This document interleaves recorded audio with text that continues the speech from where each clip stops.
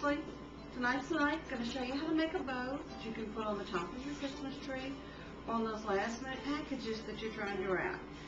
Same bow that I learned how to make a long time ago. Kim McEwen taught me this. This is a basic florist bow. Just a series of loops pinched together.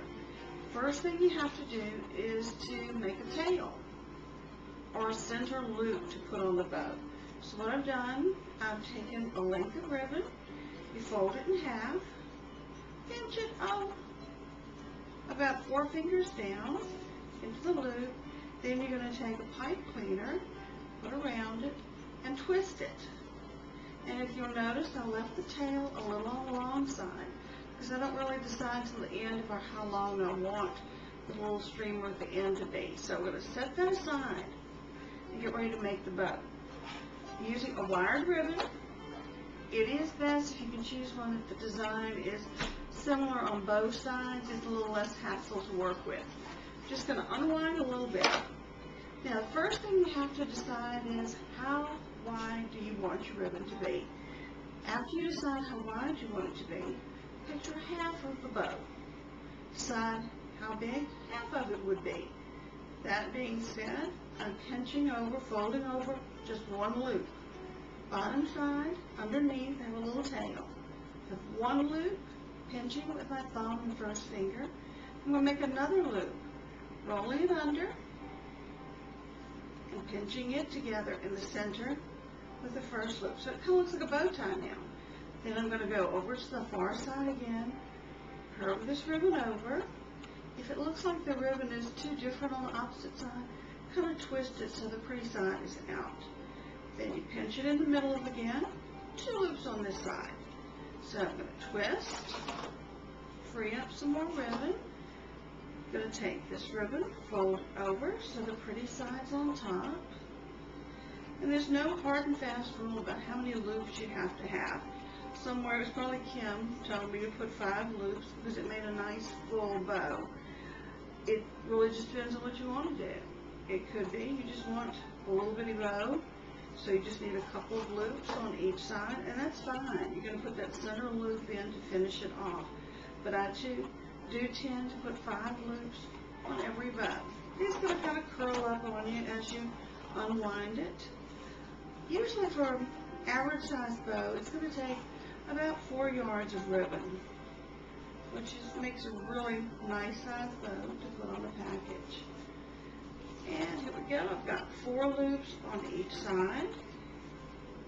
Here we go. 4th loop on the far right side. It is going to kind of jump around in your hand. On occasion, it literally just falls out of my hand. I lose my grip. The ribbon is usually very forgiving.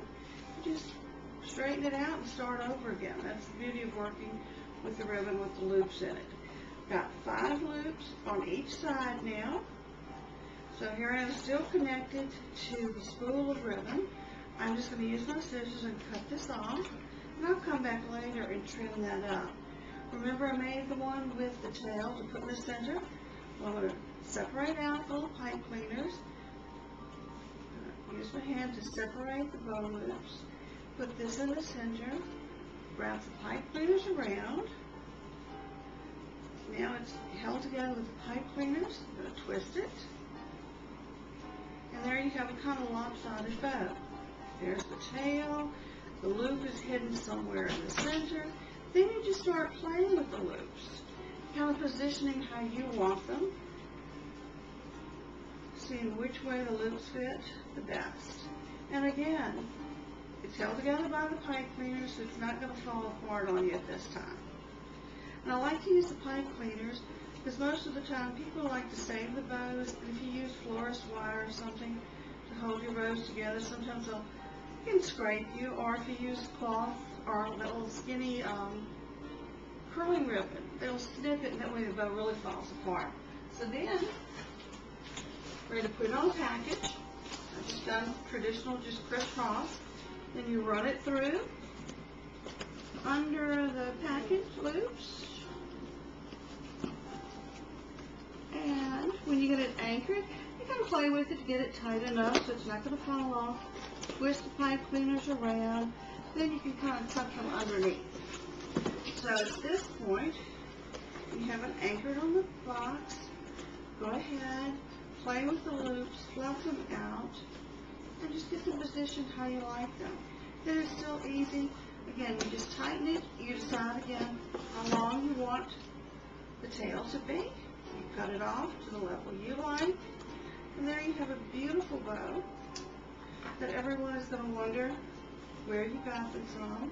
And they're going to be asking you to show them how to make bows. So there you have it, Basic Bow 101, straight from the South. Have fun. Bye-bye.